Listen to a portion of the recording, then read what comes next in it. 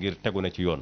mais suñ jàddee loo xam ne tegul ci yoon ñëpp taxaw yi tamit dénoncé ko def ci suñu énergie pour loolu du fi am loolu nañu bàyyi xel ne nit ñi foofu lañ toll léegi su ko defee ñu mën a liggéey suñu commune vraiment ci développement ci social ci culture ci lépp éducation lépp rek ñu bokk ci taxaw liggéey vraiment suñu commune mu jëm ca kaw ca kanam ndax il est temps parce que suñu commune c'est pas un commune boo xam ne dafa pauvre mais dans tous les plans nag économiquement ressources humaines ressources naturelles amu ci benn boo xam ne dañ ci pauvre nag tey Palor TV a découvert fait des découvertes yoo xam ne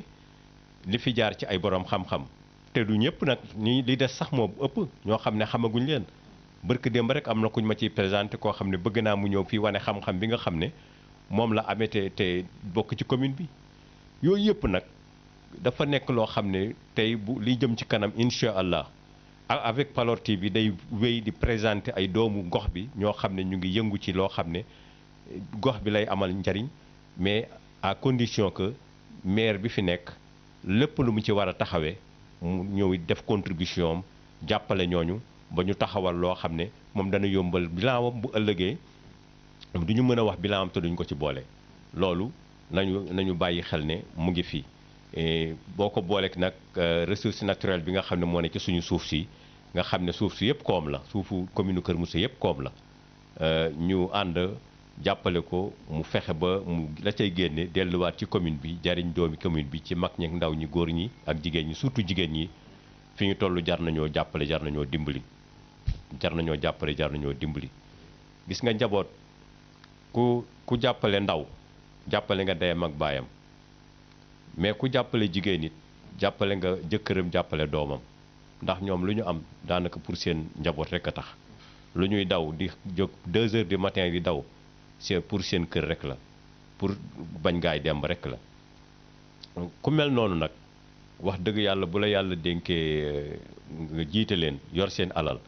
na nga koy yore dans la façon très transparente et équité kenn ku ci nekk nga mën a fexe ba mu yëg ci boppam Ablaye kon su fekkee am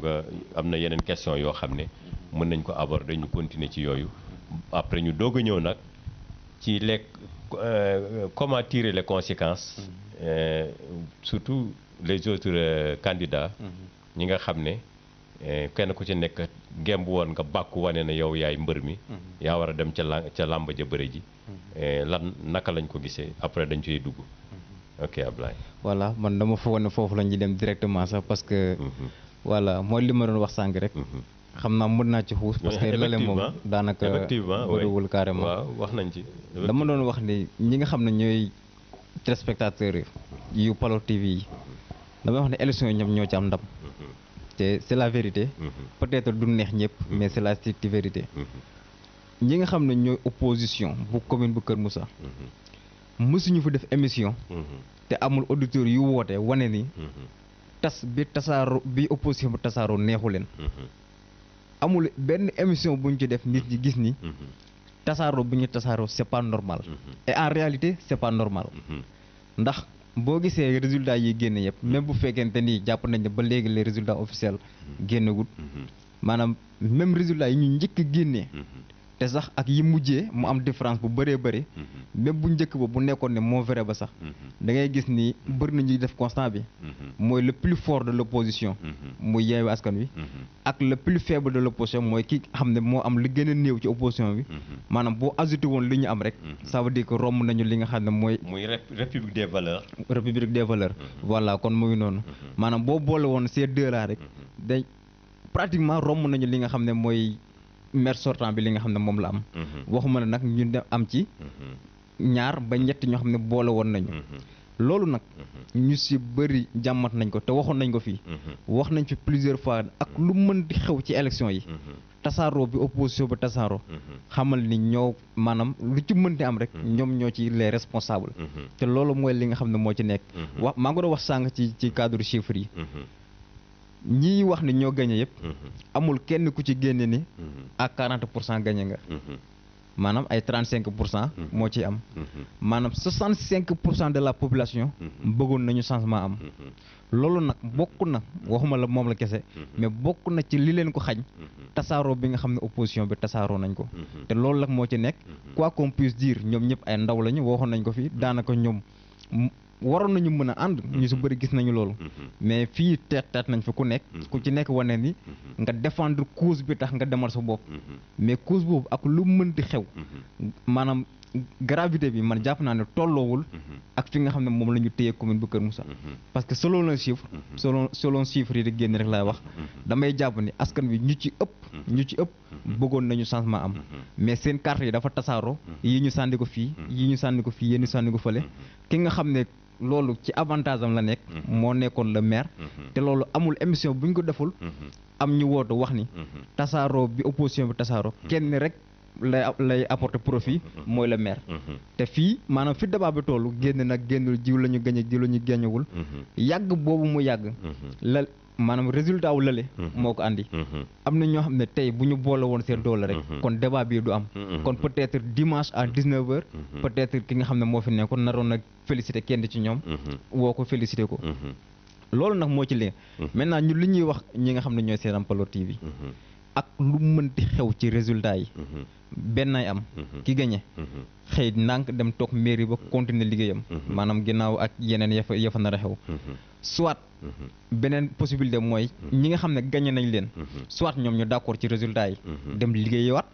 soit ñu wax ne d'accorduñ ci résultat yi li leen yoon may mooy ñu def recours topp mbir yi voilà. jërëjëf kon Khalil foofu tamit defe naa ne ñun ñëpp ni ko Ablaye waxee insisté nañ ci wax ci lu bëree bëri mais toujours gars yi dañu dëgëroon bopp kenn ku ci nekk wóolu sa bopp ana yow naka nga jàngate candidat yooyu yëpp tey ak tey ni résultat bi demee. waaw jàngat bi kat ñun ñëpp ñoo ko bokkoon ca début ñun ak auditeurs yëpp wax ji benn la woon te ñun ñëpp xamoon nañ ne gars yi fii la ñu jëm ñoom sax xamoon nañ ko ñoom mais lan moo tax ñoom nanguwuñ ko woon nanguwuñ ko woon et puis te politique dafa bari yu ciy xew mbay lu nekk ngi ci biir am na ñoo xam ne élection bu jotee maanaam kii nu tudd pouvoir bi da leen di teg pour am ñu muy gàllankoor pour mun a jàll ay pion la ñuy doon loolu yàgg na fi te du fi jóge léegi nag lu mel ni su amee ci situation parce que gars yi ku fi toog rek danaan commune baa ngi lab dama ko bëgg a sauver loolu moo nekkoon seen ay discours waa kii lab nga bëgg koo sauver génne ko ba pare nga doog a seet yow lan ngay def comprendre nga bu baax mais yow nga ne loolu doo ko def da ngay seet sa intérêt gis nga koo xam ne yàq moom bu ngeen jàppoo waa ji dina génn ndànk ci ndox mi taxawee ne ngeen seet nu ngeen def mais kenn ku ne naan boo fi ñëwee man du ma ko génne man du ma bokk yow génn ndoo waa ji ci werante ngeen di nekkee ba waa ji lab kon yéen noonu waa ji bu fekkee mën nañu analyser dëgg foofu la affaire bi tegu léegi gars yi nag war nañoo ñëw fi mais bu ñu ñëwee fi li ñuy wax ni nii dina ma jaaxal parce que dañ leen yeey ñoom dañ doon bañ ñun nag am na foo xam ne ñun foofu la ñu mën a yem parce que ñun émission la ñuy def danañu xëcc ak yow soo bañee ba bañ ñu bàyyi seetaan nu mu tudd auditeurs yi tamit danañuy wax seen xalaat xëccoo ko yow xëccoo am na foo xam ne fa la ñu yem li ci ne sa responsabilité léegi nag ñoom ñoo am pour ñëw fi expliquer nit ñi pourquoi ñoom ñuy gëmloo nit ñi ne commune baa ngi lab ñoom mën nañ koo sauver am nañu moyens yi te mu leer ñëpp ne bu ngeen dajaloo di ngeen ko génne ndànk ba ñu xam ko ñoom mais ñu lànk tic ba mu demee ni tey ñoom nañuy ñëw expliquer nit ñi lan mooy loolu wala su fekkee ne ñoom li politiciens yi daan def di wut ay tóob di ko def ci seen i biir pour gàllankoor ñenn yi mën a avancer dañ cee bokk ñu ñëw ñu wax fi parce que nit ñi am nañu dut ci ñoom te mënuñ cee set fekk leera ñu nit ñi parce que dañ leen yeey actuellement ñu ngi leen di xaar ci loolu ok jërëjëf Khalil te vraiment li nga wax nii du mës a denc ci suñu bopp wala ci boppu ñenn ñi ne loolu am na mais damay delluwaat relaté waat mbir mi ci remercier féliciter le cadre bi nga xam ne ñoo doon les facilitateurs tey ils ont raison sur les autres candidats ndax tey man mënuma comprendre nga ngeen dem liggéey ci benn moment des ay mois wala 1 an wala des années ci benn affaire ba ngeen àgg ci terme ngeen ne yéen ñii la ñu wóolu tànnal leen ñu faciliter leen ñu bu ñu ci àggee ngeen tànnal ñu ci sur des bases des critères tels ñooñu liggéey ba àgg ca foofa tànnal leen ngeen dindi lañu tànn bëgg a tegle leen lu leen neex ci seen i fi bopp muy andi li nga wax léegi Khalil nii te lañ leen tànnal la ngeen woon wax yépp mooy tey sauver la commune de Kër Moussa léegi ñu tànnal leen ngeen ne ki ngeen ñu tànnal doyu leen ça veut dire que yéen kenn ku ci nekk jàpp nga ne yaa ko ëpp doole yow la ñu waroon a tànn mais tey je pense que la situation a jugé. te Mbaye doguma la sax. am na ci koo xam ne bu mu toogee fii. moom d'accordoon na. ba félicité waa ji. comprendre nga. mais après bi mu ñëwaatee fi lan la wax dafa dellu këram. léegi am ay xaritam yoo xam ne gis nañu affaire bi. biñ ko tegalee. ci la xam ne lii daal nangam mais yooyu. jaarul yoon du wax yoo xam ne nit mën na koo jàpp. ñuy wax nañu nag ba sonn mais ñoom dañu insisté ci loolu. ba am na ñoo xam ne sax dañu cee mere. mais li ñu waxoon. ak li askan bi waxoon. ak lañ doon bañ yëpp mi ngi ni teew tey ci kanam nit ñi am nañu dëgg seen léegi nag. mooy li mu wax sànq rek nañ ñëw ñu expliquer nit ñi quoi parce que lii tamit kenn xamul lan en tout cas wala su fekkente ne paa bi moo nekkoon ci dëgg ñoom ñu naroon lal leneen ñu ñëw tamit wax ni ñi dëgg ñu xam léegi li ma doon wax léegi muy situation bi jugé na li nga xam ne moom moo amoon ndax boo déggee ma ne les facilitateurs tey am nañu raison mooy mbër ma ñu tànnoon tey moo ñëw di ñuy xëccoo moom ak le maire sortant muy monsieur Momar Ciss et monsieur Ibrahima Ciss kon te ñoom ñooñu ñëpp amu ci kenn ku ko jege sax ci résultat yi nga xam ne moom la ñu jot a am ci li nga xam ne kenn ku ci nekk chiffre bi ñu war ne moom nga amee kon su ko defee la ñëpp doon wax ne nag ànd leen topp ci gannaawam ndéem yéen a ko tànnaloo woon ñi ngeen tànnaloo woon tànn ko da ngeen a war a ànd topp ci gannaawam léegi tey loolu résultat yi moo joxe ne les facilitateurs kañ tànnoon mooy meilleur profil bi. yàlla tamit àtte na wane leen ne kii mooy meilleur profil bi léegi la ca des conséquences yi mooy lan kenn ku ci nekk ku ne xam nga ki la mën doole daa yemut ndax wolof day wax ne cin bokkul safin ndax bu bokkoon safin doo ma yàkkal du ma la yàkkal mais tey ku ne ci ñoom xam nga kanam kala man jàpp naa ne ñoom xam nañ tey ne Ibrahima Ciss du seen morom li des nag mooy tey nag ñu wax diggante Ibrahima Ciss ak monsieur le maire.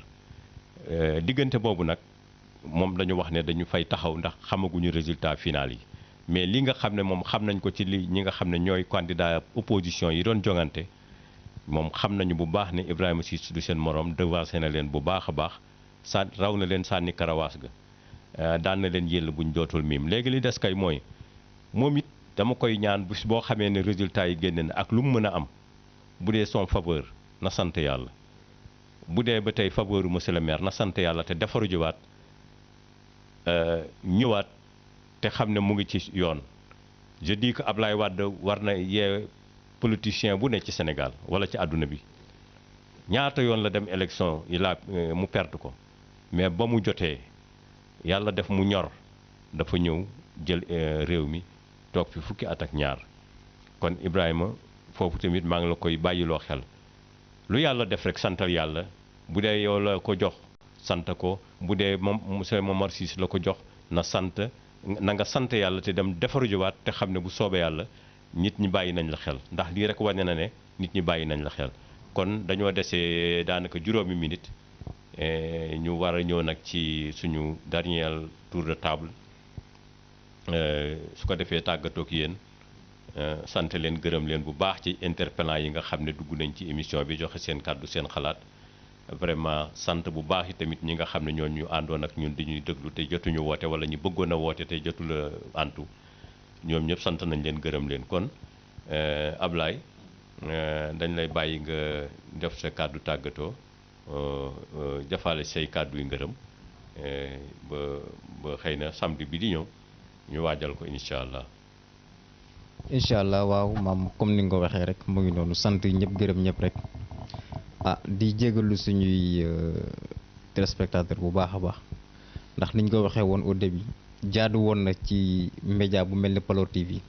le jour yi ñu am ay représentants partout su ko defee ñu mënoon di joxe les résultats parce que quoi qu'on puisse dire 53 bureaux de vote bëriwut ci commune boo xam ne 36 villages la voilà waroon nañu mën a joxe les informations mais comme ni ñu ko waxee sànq. presse locale bi bu amul moyen maanaam am na loo xam ne du ko mën a assurer te loolu mooy li nga xam ne mooy la réalité donc Paloor TV mënuñu woon joxe les résultats en direct parce que amuñu woon personnel ak moyen bu ñuy permettre ñu def loolu nag peut-être waa commune bi dégg nañ ko voilà duñu leen wax li nga xam ne moo war ñëpp mais ku ci nekk rek xam nga ni am na lu presse du jouer ci li nga xam ne mooy commune am na ñu ko wax sànq ci rôle bi nga xam ne Paloor TV joué na ko calme nañu ci bëree bëri loolu wax nañ ko souvent damay faral di tooñ sama yenn camarades yi man da leen yow sa candidat bi de xam naa ne bu jaar woon Paro TV kenn du ko xam te loolu mooy la réalité média bi dafay jouer ci li nga xam ne mooy image yu un homme politique donc loolu la ñu servir li nga xam ne mooy commune bi du ñàkk nag ñu am ay manquement du ñàkk nag ñu am ay fakastawul mais loolu nit la c'est humain loolu donc ñi nga xam ne ñooy seetaan di safoo télé bi ñooy mën a jéggal télé bi lenn li loolu mooy li nga xam ne moo ci nekk beneen bi mooy li ci ëpp ñu li nit ci dee xaar ba léegi mooy les résultats wax nañ ko sànq ñun au niveau de Palo TV amaguñu benn communiqué mu jógee ci camp Benno Bokk Yaakaar wala camp wu Yewwi Askan Wi bu officiel bi wane ni ñoom jot nañu ay résultats te nous à notre niveau résultats yi ñu gis au niveau des WhatsApp du source boo xam ne dañu permettre ñu partager ko suñuy téléspectateurs loolu mooy li nga xam ne moo ci nekk beneen bi mooy par rapport au sort des élections mën na métti ku nekk mais quoi qu'on puisse dire ak nuñ ko mënti layalee dispersion bi opposition bi def moo waral coow li yëpp am parce que bu ñu nekkoon benn kon lu ñuy rawee maire bi nga xam ne moo fi nekk doon na nekk lu bëree bëri loolu nag ku ci nekk ak sa conscience bopp yaay toog tranquillement nga tirer ci ay leçons bu fekkente ne amoo ci dara looy rëcc xamal ni peut-être yow say intérêt la ak sa conscience bopp mais li suffrage yi génnee résultat tendance yi provisoire yi génnee ko mooy ñi ëpp ci askan bi ils ont voté contre le régime s'ils ont voté contre le régime ça veut dire que ils voulaient le changement wax naa ko sànq li tax changement boobu amul mooy carte yi dafa dispersé wu te loolu mooy li nga xam ne moo permettre pouvoir bi fi nekk mu nekk en avant par rapport ak tendance yi loolu la ñuy wax sànq ba léegi li ñuy wax on parle par rapport ak tendance yi par rapport ak chiffres yi nga xam ne moo génn officiellement nag wax nañ ko sànq bu génnee wala boog ñoom ñaari ñëpp bu ñu ci amee ay informations yu wóor que ni ñoom jot nañu des PV affichés au niveau du tribunal caché et signé au niveau du tribunal ñu génnee ko koo xam ne d'accord nga ci sa moroom moo la jiitu nga am la grandeur félicité ko moom mu continuer dem liggéeyal li nga xam ne mooy askan wi bu fekkente ne résultat yi génn na te yow nga am ay incohérence yoo xam ne jàpp nga ne lii jaarul yoon may na la nga bind recours topp résultat yi ba keroog lu la yoon di may en tout cas loolu lañ ci mën a wax loolu la ñu mën a wax ñi nga xam ne ñoo ñuy seetaan gis nañu wax nañ ko sànq résultats yi nga xam ne ñoom la ñuy wax ne ñoo officiel ñun à notre niveau gis nañ ko vocal la ñuy wax ni presse locale bi fi nekk am na presse locale bi fi nekk ñoo ko def ñun loolu à notre niveau par rapport suñu conscience bopp doyu ñu preuve pour que ñu jàllale ko ñi nga xam ne ñooy suñu téléspectateur loolu nag mooy li ci nekk ñu ngi sant ñëpp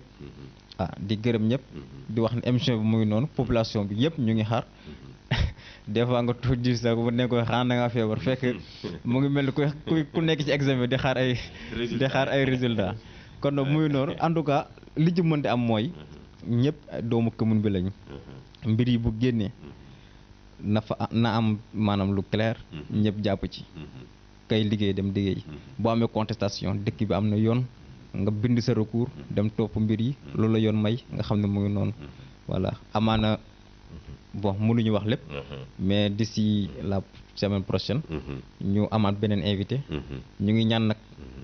ñoo koy dikk suñuy téléspectateurs bu ñu amee lu wóor même bu fekkee ne suba la mbaa ginnaaw suba warloon nañu ak ñoom joxaat leen information wala leen bii information la ñu am mu ngi jóge ci bërëb sangam lii leen leen ci mën a wax voilà effectivement jërëjëf Ablaye vraiment li nga wax ni lu dal xel la lu yanu maanaa te loolu moo nekk sax loolu moo am puisque ñun am na ku ko wax léegi nee na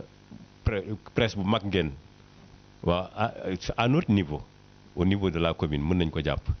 ba tax na moo tax bëgguñu intoxiquer suñuy téléspectateurs bëgguñu leen a wax loo xam ne amul wala xamuñu ko loolu dong nga tax ñu nit ñuy bëgg a suivre jaar respecter règles yi muy bàyyi ba résultat officiel yi génne ñu ñëw def ak yéen émission jox leen résultats yi mais invité aussi les deux camps suñu ko nangoo ñu ñëw toog ak yéen kenn ku ci nekk waxtaan ak population ay militants wam dalal leen waxtaan ak population tout l'ensemble de la commune de Kër Moussa dalal leen wax tamit ay perspectives yi nga xam ne moo nekk suñu kanam yooyu yëpp bu soobee yàlla bu résultat yi génnee danañ ci def ay jàngat ay taxaw seetlu ay émission incha allahu kon Khalil ñu bàyyi la yow it nga joyal say kàddu cant ak ngërëm ñu tàggatoo ko. waaw li may tàggatoo mooy liñ doon li ma déparé woon rek ci ne politique bi léegi ku yeboo ku ne nga jéem cee jubal rek parce que dafa mel ne yàlla ngi ci wan boppam ku seetlu diggante Khalifa Sall ak Macky Sall da nga xam ne yàlla ngi ciy wane boppam bu baax a baax a baax a baax a baax bépp waa kii benn sigil Sénégal ba ñuy falu fii bépp maire bu trahiroon Khalifa Sall nga dem ci Macky Sall gars yi dóor nañ la ci suuf amul ku ci taxaw effectivement képp koo xam ne tamit àndoon nga Khalifa Sall gars yi tegaat nañ la sa place kon loolu firnde la boo xam ne ku mu doyul dara dootu la doy loolu moo tax ci la base ma gën a gëm ne élection yi Macky Sall la ñu sanctionné parce que képp ku àndoon ak moom ci te jóge woon ci Macky Sall ci fële ci Khalifa Sall gars yi daaneel nañ la képp ku resté woon foofu ci Khalifa Sall ànd ak moom di muñ ak mettitam gars yi yéegalaat nañ la tey kon affaire bi jub la ak jubal moom la ñu soxla soxlaatuñu ay diilu politique ay ñun dañoo sonn ci yooyu quoi loolu moo tax nit ñi tey toll ci niveau bi ñu toll pour ne da nga yéeg ci kaw nit ñi di jàll dem non yooyu jeex na de gars yi dañuy téye sa tànk léegi wax ak yow ba nga xam ne yow di nga xam fooy teg sa tànk pour jaar soo ko mënul ñëpp bépp la nga daanu ñu joggi sa kaw te fa lañ jëm ak ñëpp kon ku yeboo ku ne na jubal Paloor TV mention spéciale vraiment li ñu waroon def yëpp def nañ ko di début ba fii ba fi ñu toll nii ak fi ñu jëm ci kanam lépp lu ñu war a def résultat yi moom foofu moom amul sax xeli xaalal bu ñu ko xamee tey balaa 20 minutes ñun dinañ taxaw fi wax ko niñ ko mais lii xew nii ci kiñ cakañ yi lu tax ñu taxaw fi vraiment di wax ni waa booy léegi nit ñi danañ ci xeebe ñu doxewuñ ci loolu kon émission bi Mbaye maa ngi yem fii di ñaan yàlla tamit ñu fekk waat ko sam weekend bii di ñëw di gërëm ñëpp di gërëm Elas mi nga xam ne mooy directeur nga xam ne moom tamit kenn demul mu des moom def na alalam def na temps dem na ba day mel ne sax daa bëgg sacrifier ay affaire am mais lépp bëgg rek mu baax te man gëm naa ne li mu ciy daj nii bon dana ëllëg dana dem ba mu wéet mu ree ne alhamdulilah su ma sañoon sax ma def lu ëpp lii effectivement kon Elas ñu ngi lay encouragé di la gën a encouragé encore di la gën a firnde leen ñun ñu ngi sa gannaaw ak lu mën a xew bu ñu nekk bu ñu fi nekk bu ñu fi nekkul yëpp danañu taxaw ci sa gannaaw duñ ma mos a war ci lii incha allah te ñaan yàlla tamit yàlla yokkal ñu ko taawul ñu ko may gërëm tamit suñu caat bi Mbaye ngay wax toujours Ablaye vraiment ni mu ànd ak ñun ba fii lu rafet rek la am na respect ci nit ñi waxam rafet na comportement bi baax na macha allah macha allah yal na yàlla yokk ñu yëpp Mbaye yooyu tamit nga nekk suñu mag uuf ñu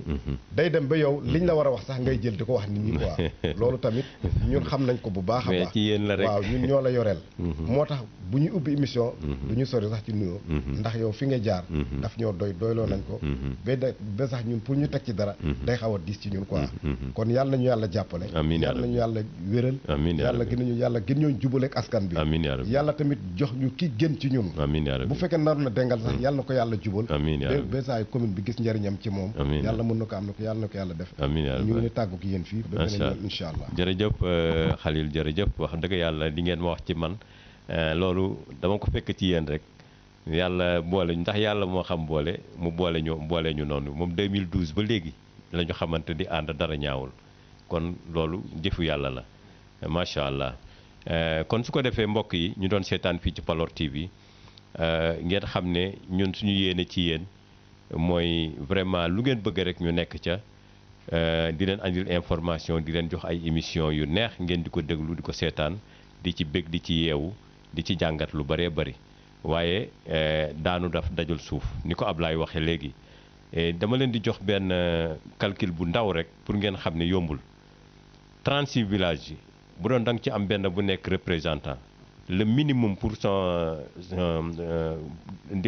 téléphone am rek le minimum di nga ko defal benn ligne de 2000 francs minimum bon imaginez 36 fois 2000 francs sans compte transport ak yu mel noonu loolu yombul ngeen jéggal ñu rek affaire bi selon ta poche selon tes moyens ñun ñu ngi dem ak moyens yu précaire yoo xam ne moom la Télé Paloor TV di dome ba tax na maire bii di toog nii bu soobee yàlla duñ ko may dara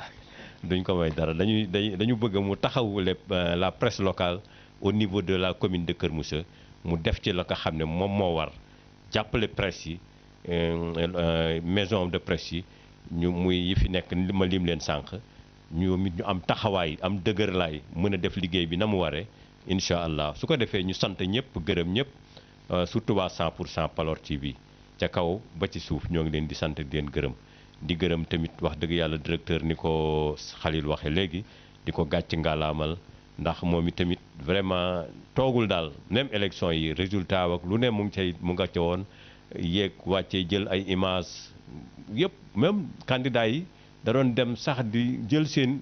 le jour des élections kenn ku ci nekk mu jël la en temps réel pour wane sa électorat loolu yëpp di ko def te mu ngi ko defe ci dooley boppam ak lu mu metti metti kon loolu ñooy ay effort la yoo xam ne mu ngi koy def kon foofu ñu wax ko mais di gërëm Pape Mboup Pape vraiment directeur programme nekk ku constant aussi doon professionnel ci liggéey bi nekk caméraman bi nga xam ne moom mooy wane li ngeen di gis nii ba mu neex a seetaan neex a dégg ñu ngi koy sant bu baax di ko gërëm mais di gërëm yaama mi nga xam ne mooy assistant am nekk ci côté bi moom it ñu ngi koy gërëm bu baax a baax Ablaye ñu ngi lay gërëm di la sant di rafetlu vraiment sa expression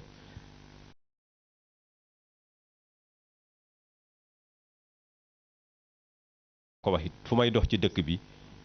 vraiment les appréciations avec les souhaits dafay bari ba damay sant yàlla ñu ngi lay ñaanal yaa Khalil ku ma dajal rek daanaka mu ngi ñuy ñaanal sax laay wax ndax seen taxawaay rafet na kon yàlla na yàlla fay ñu fay ñi nga xam ne ñoo ñuy ñaanal ñaan yooyu yàlla jàppale ñu jàppale commune bi ndax commune bi dañ ko bëgg dañ ci fier wane ne ñun commune Kër Moussa mooy suñu lépp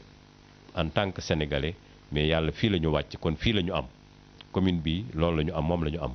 kon ñu ngi ñaanal ñëpp daal yàlla def jàmm may ñu fekkewaat samedi bii di ñëw ci seen émission bii di ëttu maam ñu di ko amal fii ci Mbul bu ñu ci yàlla yóbboog jàmm incha allah ñu andi leen yeneen émission ak yeneen i xalaat su ko defee ñu bokk ak yéen asalaamualeykum wa rahmatullahi taala wa barakatuhu.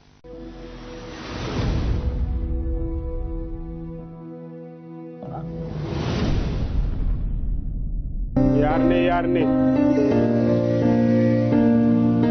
yen homule leɓɓe jagtah yen yihuluy papa yen yayitame yete yen yihuluy nega kikka teni wo iba loona koye sile helde cosane kidi loona yayta mbamba akoni fo lomuta jakarta kal sokoñ abin serena jagana foka yewo homana wo ɓosno ɓoso yen ɓeyta dakaru nen yen badul paaso yen iris cosane yen ay ɓoso